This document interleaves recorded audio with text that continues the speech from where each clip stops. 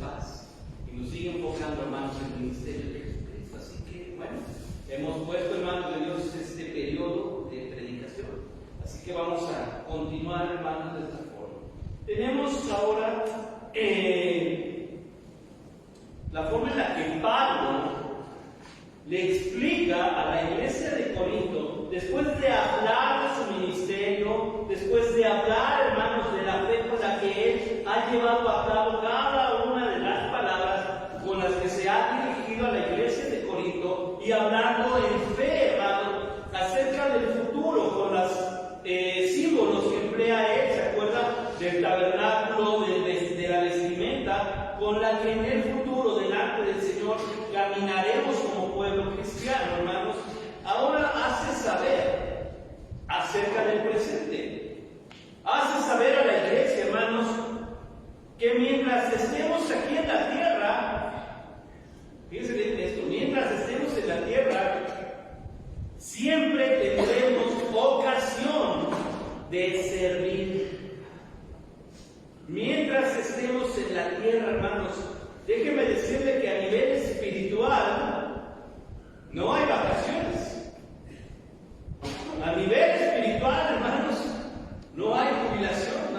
Nadie le puede decir a Dios: Dios, ya te serví 30 años, así que a partir de ahora yo ya no voy a hablarle de Cristo a nadie, ya me jubilé.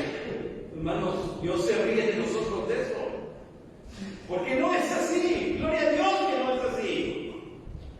Sin embargo, hermanos, Pablo hace un hincapié muy grande para hacernos saber, no que somos necesarios, sino que somos instrumento. Y no sé cuántos de nosotros hemos entendido, hermanos, que somos ministros, como cristianos, somos ministros de la reconciliación.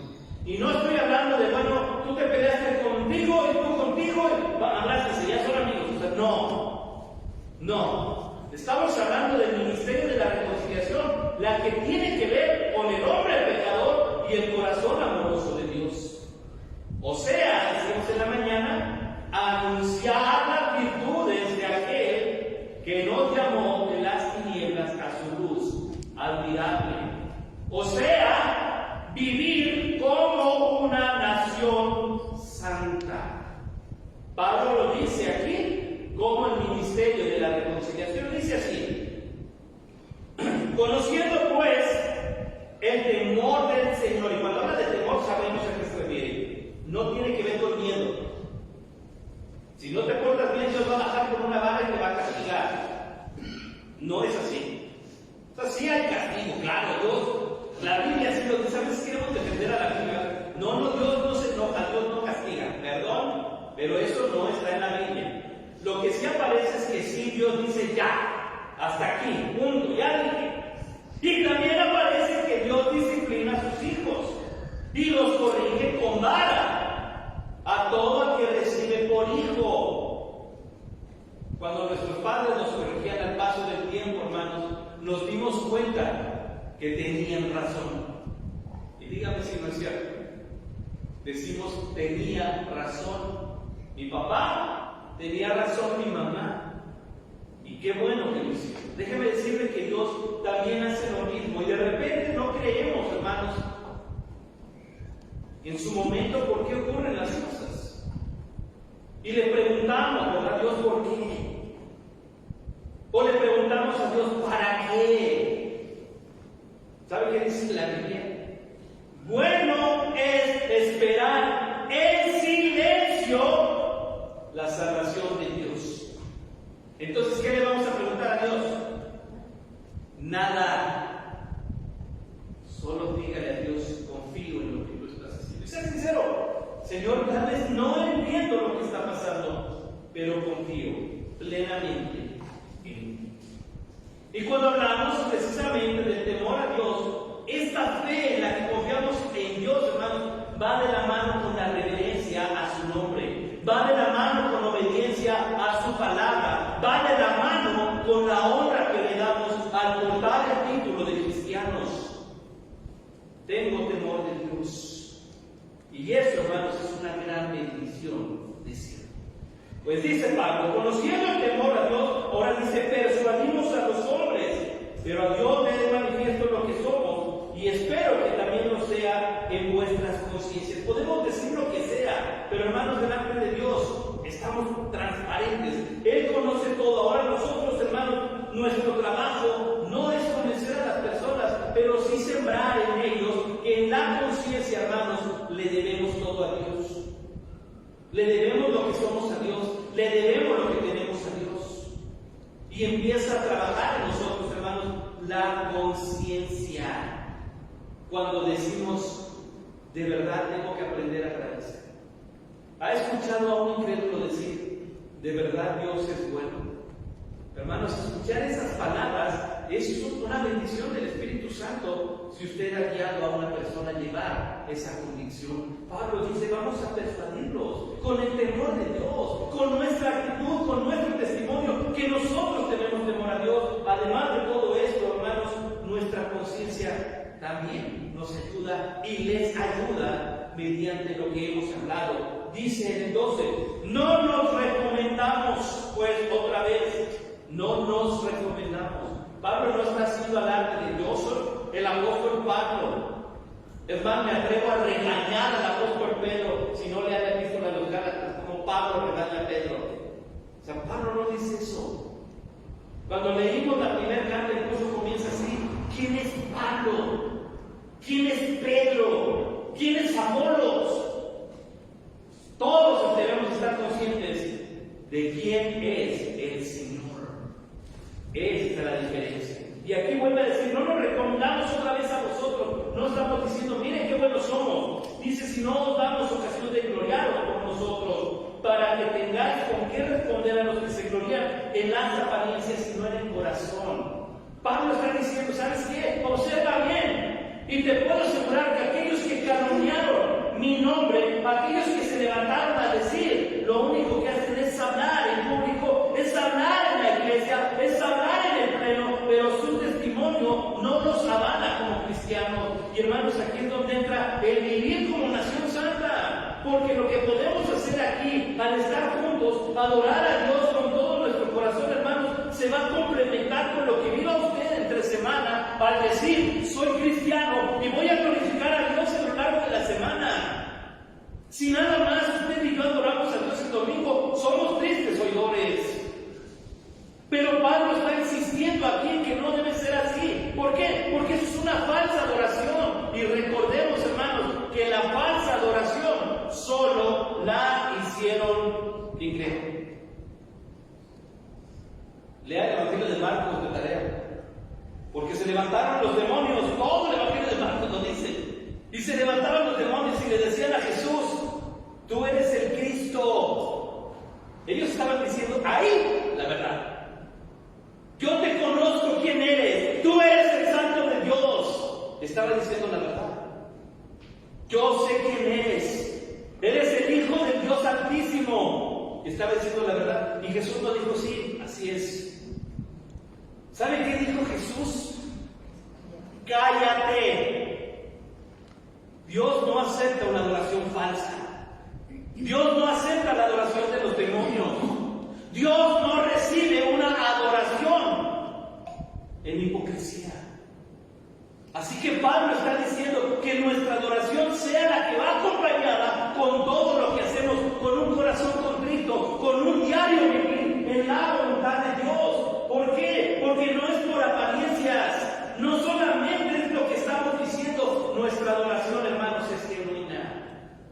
Esa es la recomendación que Pablo dice. ¿Para qué quiero estar de arrogante diciendo, mírenme, mírenme? Si mi testimonio afuera del culto no va a ser, hermanos, que la gente pueda entrar en conciencia acerca de Dios. Y no se trata de saturarle a la gente, hermanos, y meterle por la nariz una Biblia. ¿Qué caso tiene eso si mi testimonio no corrobora que yo soy cristiano? Y decíamos en la mañana, hermanos, bendito Dios. Yo soy sincero, hermanos, ya cuando estuve aparte, me encerré con Dios, oré, hablé y le di gracias a Dios por la iglesia. Por lo que decidimos ante el proyecto de Lucas 4. Y porque aún cuando estábamos allá hablando, había quien se acercaba y decía, voy a hacer el intento para unirme a la primera línea. Voy a esforzarme por entrar a la primera línea. Cuente conmigo para lo que se necesite, hermano. Cosas en las que decimos, vamos a trabajar, hermanos, vamos a meter las manos al fuego, vamos a ir y hacer que nuestro testimonio fuera de la iglesia, ¿y se fijó? Siga hablando de Jesucristo con un grupo de gente que necesita escuchar de Jesús. Estamos locos. Dice Pablo en el versículo 3. ¿Por qué se lo digo? Miren, porque si estamos locos, es para Dios. Y si somos cuerdos, es para vosotros. ¿Cuánta gente no dice que los que están ahí están locos? Y Pablo dice, está bien, díganme a mí lo que quieran. ¿Saben cuál es la razón de mi locura? Y no estar mirando, hermano, en la pérdida de juicio y caerse, revolcarse y no tener control ni dominio. Pablo está diciendo, no están de acuerdo ni comprenden la razón de por qué sigo predicando. Y para ellos, sí perdí el juicio. Para ustedes necesito estar de acuerdo, pero ¿saben qué? Si dicen que estoy loco, sepan que estoy loco por el Señor. Que Él ha tomado control de mi vida y yo soy capaz de entregar mi vida, de entregar mi corazón, de entregar mi voluntad para lo que Dios desea. Claro que estamos locos para el mundo. La palabra de la cruz es locura para los que se pierden. Pero para nosotros, hermanos, ¿qué es? Es poder de Dios. Entonces Pablo dice, sigan diciendo, estoy loco. ¿Estamos locos? Pues estamos locos. ¿Y saben qué? De nuestra locura seguiremos hablando de Jesucristo. Seguiremos viviendo como nación santa. Porque el mundo ha abrazado el pecado, hermanos. Porque la sociedad está aplaudiendo al pecado.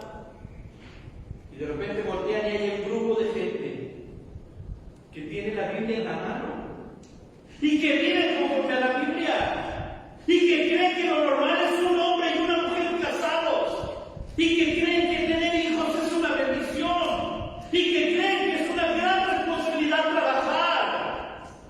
Por razón Pablo dice, de verdad creen que estamos locos.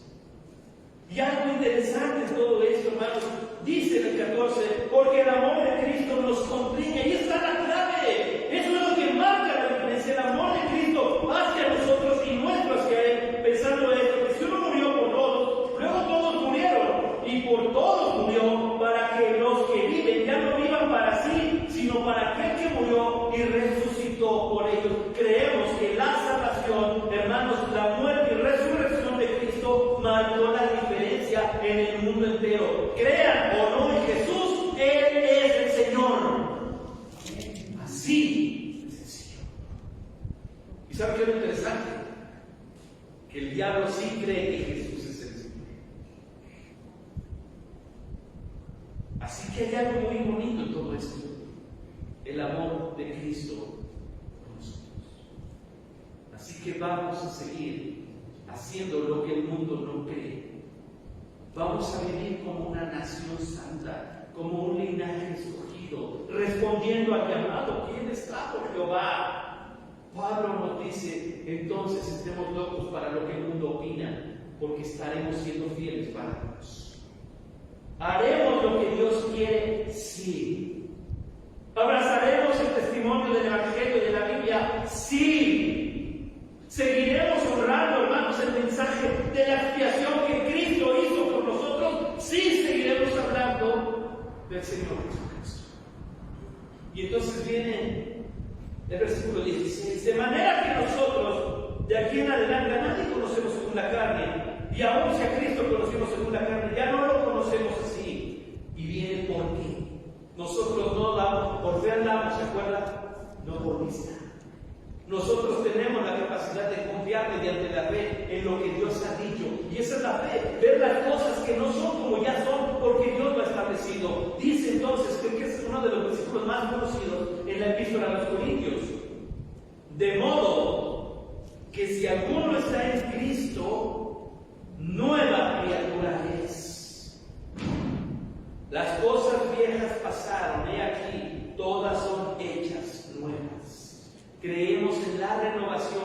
hace la presencia de Cristo?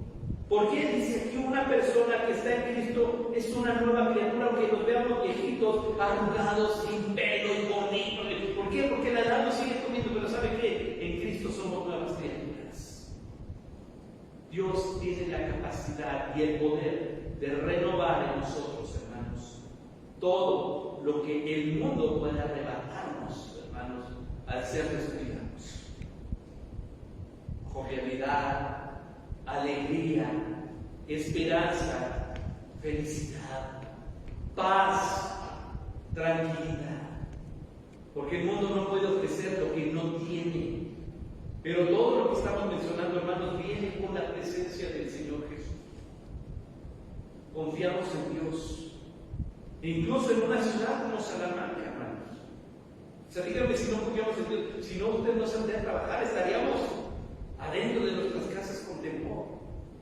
Sin embargo, vamos a dormir y le aseguro que apagamos la luz y antes de cerrar los ojos hablamos con Dios y le damos gracias a Dios con todo el corazón porque nos guardó, porque guardó a nuestros amados.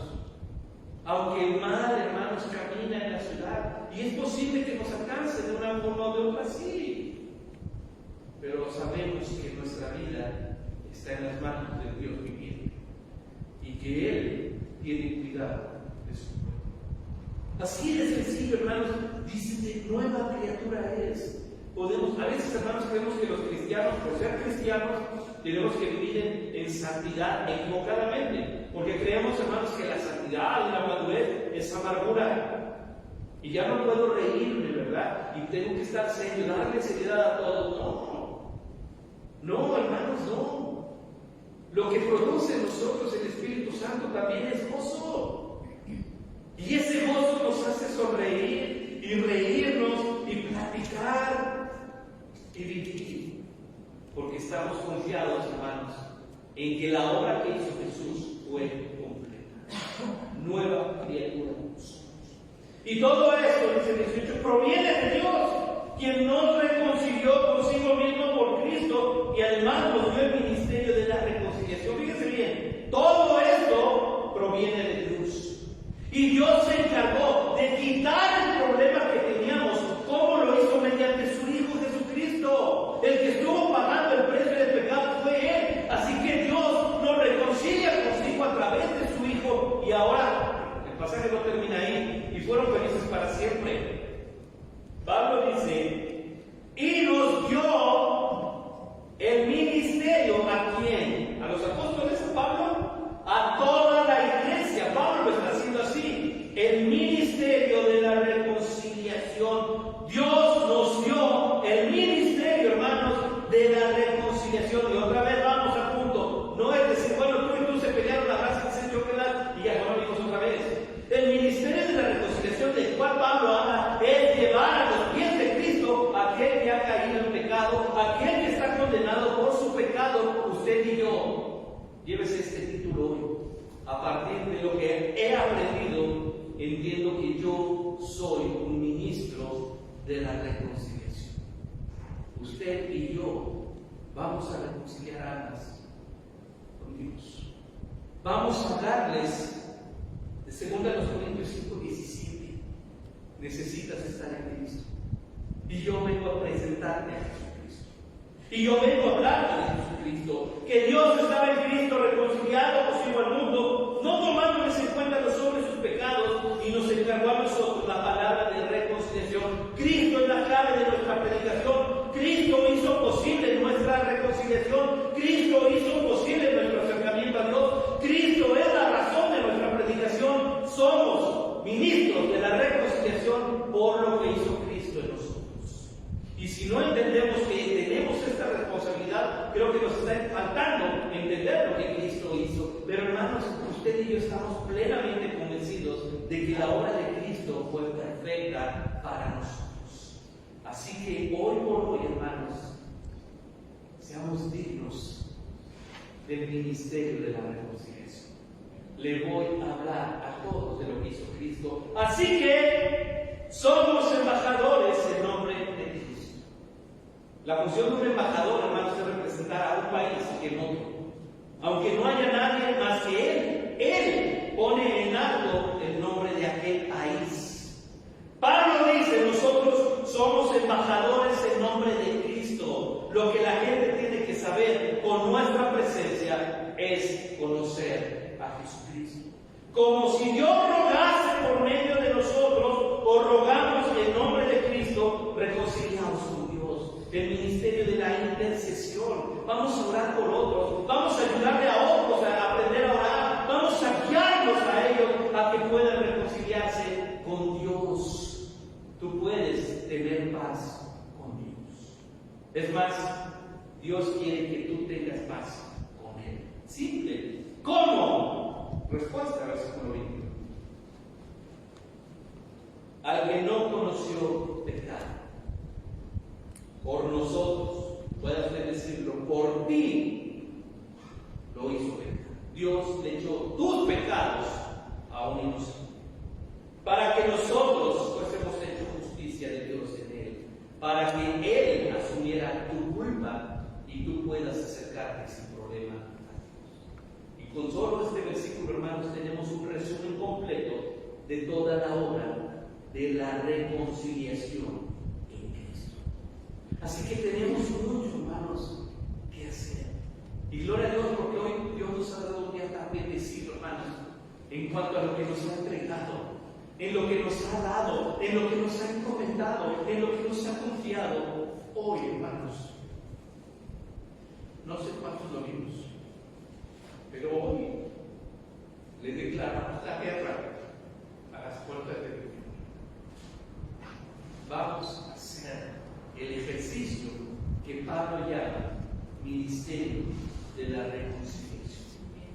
Vamos a hablar de la obra perfecta de Jesucristo.